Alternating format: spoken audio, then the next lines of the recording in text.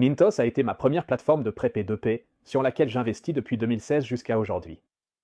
Autrefois, les taux d'intérêt étaient vraiment intéressants, puis sont arrivés le Covid et quelques défauts de paiement, et j'ai changé de stratégie. Est-ce que ça vaut la peine d'investir maintenant? C'est nous allons voir aujourd'hui sur Northern Finance. Je m'appelle Alex Blake. Oui, avec plus de 500 000 investisseurs, Mintos est le leader du marché européen des prêts P2P, permettant de gagner 13% d'intérêt par an, voire plus, même s'il propose désormais d'autres types d'investissements, comme on peut le voir ici, obligations, immobilier, ETF et bien plus encore. Nous allons donc nous concentrer aujourd'hui sur les prêts, car c'est le produit principal ici et c'est aussi là que j'investis. Actuellement, 700 millions d'euros sont investis sur Mintos, ce qui est vraiment énorme, mais je pense que la plateforme a pour l'instant atteint son apogée, et pour être transparent à ce sujet. Non seulement j'ai investi dans des prêts sur Mintos depuis 2016, mais en 2020, j'ai également investi environ 1000 euros dans le capital propre de Mintos. Le rapport annuel pour 2024 est récemment sorti et, comme on peut le voir ici à la page 5, les actifs sous gestion ont nettement plus augmenté que l'année précédente, ce qui est visible ici en bas sur la ligne bleue.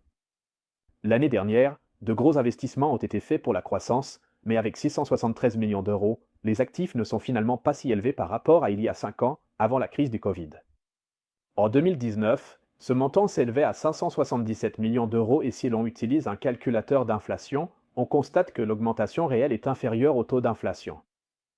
Il faudrait que ce soit 729 millions d'euros ici pour avoir effectivement la même valeur qu'en 2019. Vu sous cet angle, il n'y a pas eu de véritable croissance des fonds investis depuis 5 ans, et c'est une information importante à connaître pour tous les investisseurs potentiels et actuels. De plus, on constate à nouveau une perte d'environ 2 millions d'euros dans le bilan, au lieu d'un bénéfice d'1 million d'euros comme l'année précédente, ce qui n'est pas bon et est lié au fait qu'on a voulu attirer davantage de capitaux d'investisseurs l'an dernier. Cela a peut-être aussi conduit à ce qu'un financement participatif en actions soit nécessaire en 2024. Pour ma part, je n'ai pas réinvesti cette fois-ci, je l'avais déjà fait en 2020. Le prix était tout simplement trop élevé pour moi. À l'époque, le prix me semblait correct, mais cette fois, je n'ai pas voulu recommencer. Passons maintenant à Mintos et à la plateforme elle-même. Comme on peut le voir ici, j'ai actuellement investi environ 2200 euros, ce qui est relativement peu pour moi. Tout l'argent est investi dans des prêts, et le rendement total s'élève à 1100 euros, soit désormais la moitié du capital investi ici. Si l'on regarde le rendement, on voit que j'ai gagné en moyenne 107% par an depuis 2016, donc un rendement à 2 chiffres, ce qui est vraiment, vraiment bien, mais cela ne tient pas encore compte des défauts de paiement. Nous allons y revenir dans un instant. Actuellement, mon portefeuille se présente de la manière suivante. Je privilégie des durées très courtes, généralement de 3 mois, et je gagne ainsi 13,7% d'intérêt par an, ce qui est plutôt attractif. L'argent n'est pas immobilisé trop longtemps et génère de bons intérêts. Et si toi aussi tu veux investir sur Mintos, utilise le lien en bas dans la description de la vidéo pour obtenir un bonus supplémentaire qui n'est pas disponible avec une inscription classique. Selon Mintos, ma diversification est mauvaise, ce qui est vrai, car j'ai récemment modifié ma stratégie d'investissement sur la plateforme. Avant, j'investissais simplement dans tout, afin de diversifier au maximum et d'avoir un portefeuille bien réparti. Mon score de diversification était élevé et je me sentais en sécurité, mais comme on l'a vu par le passé, ce n'est pas forcément la meilleure option, étant donné les risques de défaut de paiement et le grand nombre de prêteurs sur la plateforme. Il y en a tout simplement toujours quelques-uns qui ne sont pas très bons sur le long terme, et c'est pourquoi je n'investis pas dans tous. On finit tôt ou tard par avoir aussi ces défauts de paiement. Je me suis donc concentré uniquement sur quelques prêteurs ici, que je connais vraiment bien et que je comprends. Plus précisément, sur ces 6-là, Credit Star, que je connais très bien, ID Finance, que je connais également très bien et dans laquelle j'ai aussi investi en fonds propres, ainsi que MFO et Evergreen, et à plus petite échelle, j'ai aussi Jude et le groupe Platset. Tu investis sur Mintos? Tu diversifies ou tu choisis peu de prêteurs? Dis-le moi en commentaire.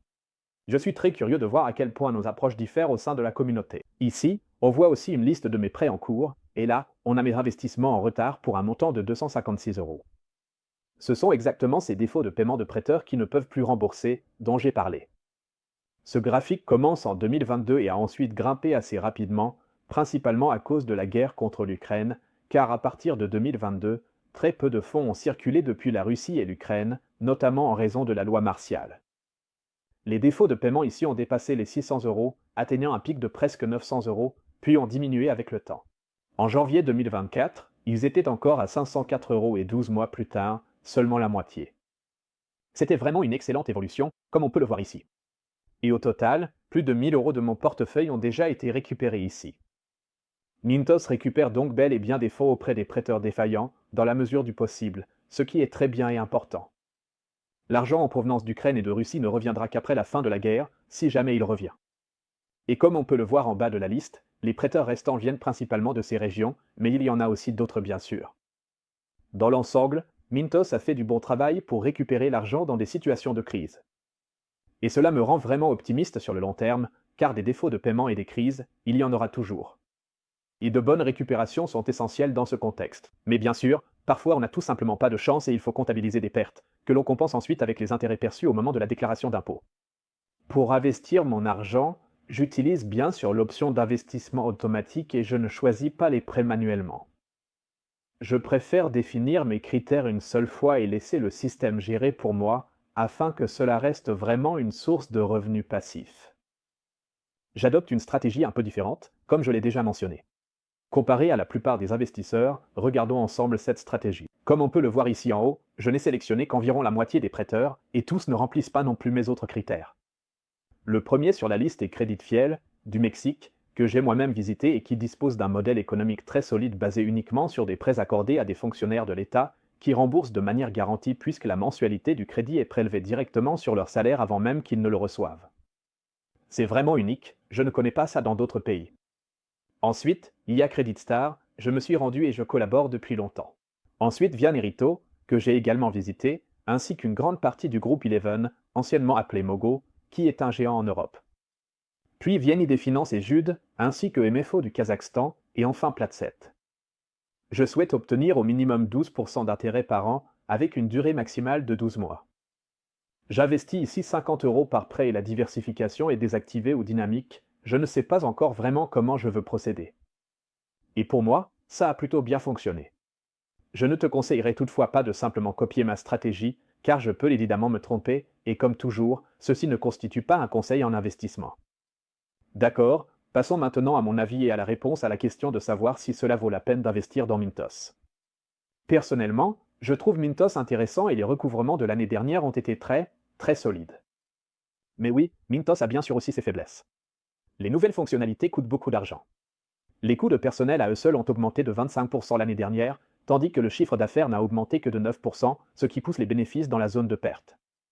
Je pense que Mintos devrait continuer à se concentrer sur les prêts ici, car c'est là qu'ils font vraiment du bon travail, et je trouve étonnant de voir combien de mes prêts en défaut ont pu être récupérés ici. Je suis curieux de voir combien cela représentera encore à l'avenir. Honnêtement, je ne m'y attendais plus vraiment, donc c'est un point très positif. Les investisseurs qui ont commencé à investir à partir de 2023 ou 2024 ne connaissent cependant pas ces problèmes, car il n'y a eu aucun défaut de paiement et ils ont obtenu un rendement stable de 11 à 14% par an, ce qui est un très bon retour sur investissement. Si les défauts de paiement continuent de diminuer dans mon cas, mon rendement annuel réel après 9 ans sera effectivement de 9 à 10%, et cela chaque année. Les taux d'intérêt élevés présents dans mon portefeuille sont l'une des principales raisons pour lesquelles je continue à utiliser Mintos. Je prévois d'y investir encore plus d'argent cette année, en ajoutant de nouveaux fonds.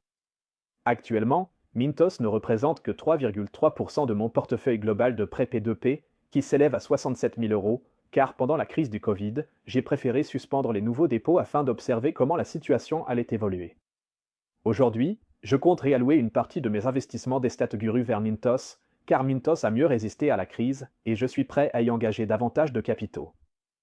De préférence celui provenant des actions Mintos, au cas où un grand investisseur entrerait dans le capital, car compte tenu de l'évolution des bénéfices sans croissance, je ne souhaite plus être impliqué ici en tant qu'investisseur en fonds propres, même si je continue volontiers à utiliser la plateforme en tant qu'utilisateur. Mais pour les investisseurs qui placent leur argent dans des prêts, ce n'est pas un si gros problème pour le moment. La plateforme fonctionne très bien, y compris en ce qui concerne les recouvrements, ce qui est vraiment essentiel à long terme, et je pense que Mintos a maintenant réussi cette épreuve. Et si tu veux investir sur Mintos, utilise le lien en bas dans la description de la vidéo, avec lequel tu recevras un bonus supplémentaire qui n'est pas disponible lors de l'inscription normale. Voilà donc mon avis, ma conclusion sur Mintos. Investir ici peut en valoir la peine si tu es prêt à accepter un peu plus de risque dans ton portefeuille pour obtenir aussi un peu plus de rendement. Comme je l'ai dit, des rendements de 9 à 10% par an après défaut sont possibles, et c'est ce que je gagne chaque année. C'est mon bilan après 9 ans. Je suis très curieux de voir comment cela évoluera au cours des 9 prochaines années. Dis-moi en commentaire ce que tu penses de Mintos, et sur ce, je te souhaite un bon rendement et te dis à la prochaine.